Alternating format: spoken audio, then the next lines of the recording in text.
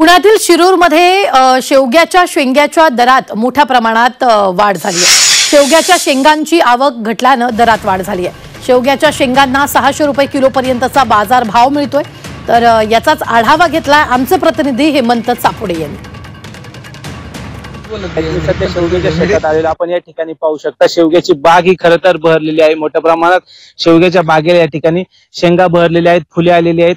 नक्की कसं गणित जुळवलेलं आपल्यासोबत बोलण्यासाठी शेतकरी आहेत। काय सांगाल, काय परिस्थिती आहे सध्या आणि किती बाजार भाव मिळतोय सध्या? साधारण 350 ते 400 रुपये किलो शेवगा चालू आहे आपल्याकडून।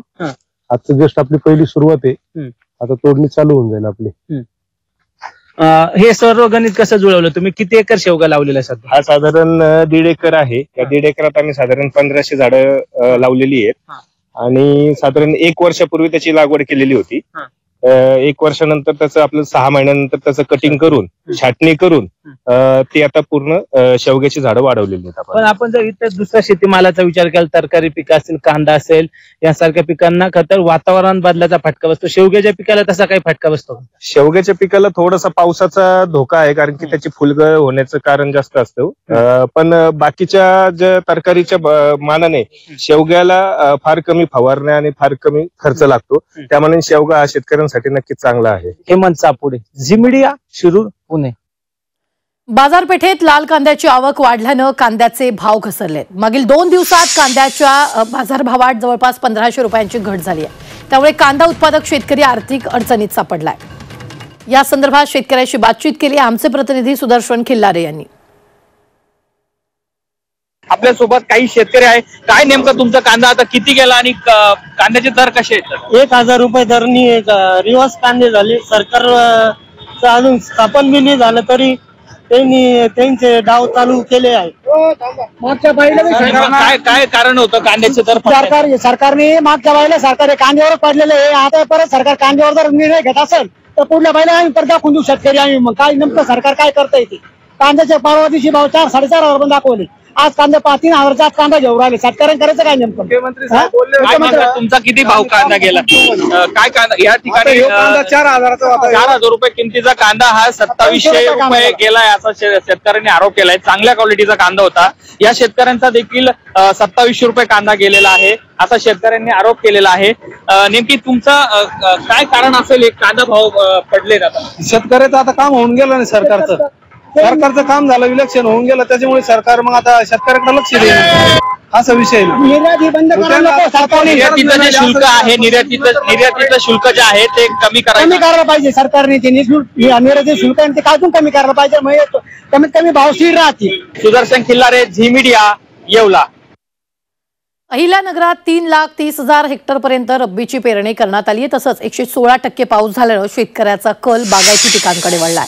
त्यामुळे गहू आणि कांदा लागवड मोठ्या प्रमाणात झालेली आहे।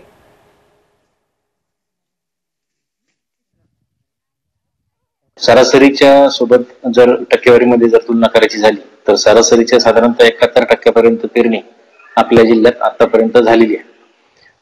उरलेल्या आता पुढच्या कालावधीमध्ये मागील म्हणजे जो काही खरीप आपला हंगाम या वर्षीचा होता तर त्यामध्ये सरासरीचे 116% पर्यंत पर्जन्यमान आपल्या जिल्ह्यात झालेलं आहे। त्यामुळे पावसाची आणि पाण्याची परिस्थिती जरा बरं असल्यामुळं बागायती पिकांकडे कल शेतकऱ्यांचा यावेळी जास्त आहे। यामध्ये कांदा लागवड असेल किंवा गहू, ज्याला सिंचनाची आवश्यकता असते, अशा पिकांकडे शेतकऱ्यांचा कल आहे। यामध्ये आज जर आपण बघितलं तर सरासरीच्या तुलनेत जवळपास 90% इतकं गव्हाची पेरणी आपली झालेली आहे आणि अजूनही येणाऱ्या कालावधीमध्ये पुढील 15 ते 3 आठवडे 15 दिवस ते 3 आठवड्यापर्यंत गव्हाची पेरणी आपल्या जिल्ह्यात सुरूच राहील। भंडाऱ्यात धान खरेदी केंद्रावरील धान खरेदी रखडलेली आहे। बारदाण्याअभावी गेल्या 15 दिवसांपासून धान खरेदी केंद्रावर धान पडून असल्याची माहिती शेतकरी देत आहेत। अवकाळी पावसामुळे धान खराब होण्याची शक्यता आहे आणि त्यामुळे लवकर धान खरेदी सुरू करावी अशी मागणी शेतकरी करतात। केंद्र कमी 15 दिवस झाला इथं शेतकरी येऊन वापस जातात। बारदाना अवेलेबल नाही आहे आणि शेतकऱ्याला त्रास होते। म्हणजे बारदाण्यामुळे जिथे खरेदी चालू बंद असा विषय आहे, तर तात्काळ हे खरेदीची समस्या सुटली पाहिजे शेतकऱ्यांची। अमरावती शेतकऱ्यांनी मोठ्या प्रमाणात गहू आणि हरभरा पिकाची लागवड केली आहे। हरभरा पिकाच्या आंतरमशागतीला ही सुरुवात करण्यात आली आहे। बैलजोडीच्या माध्यमातून डवरणी करून हरभरा पिकाची आंतरमशागत सुरू आहे। ढगाळ वातावरण होतं, आता थंडी पडायला चांगल्या प्रकारे सुरुवात झालेली आहे। या हरभरामध्ये आतापर्यंत जे तण वगैरे उगवलं होतं यामध्ये सायकल डवऱ्याच्या माध्यमातून डवरणी झालेली आहे, निंदन सुद्धा झालेलं आहे। आता शेतकऱ्याला एवढीच आशा आहे की चांगल्या प्रकारे हरभऱ्याचा जो फ्लोर आहे, फ्लोरामधून चांगले गाठे तयार होऊन चांगला याचा ॲव्हरेज लागावा आणि ॲव्हरेज लागून चांगला याचं उत्पन्न येऊन शेतकऱ्यांना नवीन सरकारने चांगला भाव द्यावा एवढीच आमच्या शेतकऱ्याच्या वतीने नवीन सरकारला विनंती आहे। अतिवृष्टी आणि ढगाळ वातावरणाचा द्राक्ष बागांना मोठा फटका बसलाय। तसंच थंडीमुळे द्राक्षांवर मोठ्या प्रमाणात रोगाचा प्रादुर्भाव झालाय, त्यामुळे द्राक्ष बागा उद्ध्वस्त झाल्यात। धाराशिवच्या कौडमधील 25 एकर क्षेत्रावरील द्राक्ष बागा काढून टाकण्यात आल्यात, तर जिल्ह्यातील जवळपास 100 एकर क्षेत्रावरील द्राक्ष बागांना वातावरणाचा फटका बसलाय, त्यामुळे शेतकरी सरकारकडून मदतीची अपेक्षा करतायत। सततचा पाऊस लागून राहिल्यामुळे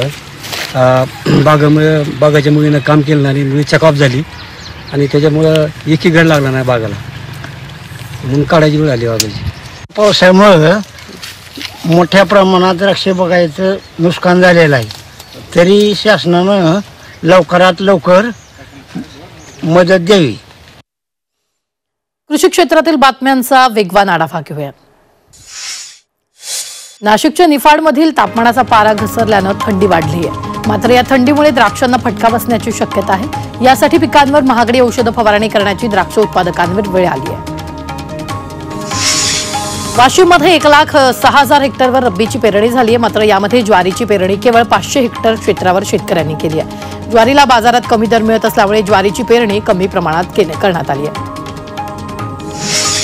वाशिम बाजार समितीमध्ये तुरीच्या दरात घसरण झाली आहे। नवीन तूर बाजारात येण्यापूर्वीच तुरीचे दर 3,000 रुपयांनी घसरले। गेल्या महिन्यापर्यंत 12,000 रुपये प्रति क्विंटल दरानं तुरीची खरेदी सुरू होती, मात्र हे दर आता थेट 9,000 आले। वाशिम आणि कारंजा कृषी उत्पन्न बाजार समितीत तुरीला कमाल 8,700 रुपये तर किमान 7,150 रुपये प्रति क्विंटल पर्यंतचा दर मिळतोय, त्यामुळे शेतकऱ्याची चिंता वाढली आहे।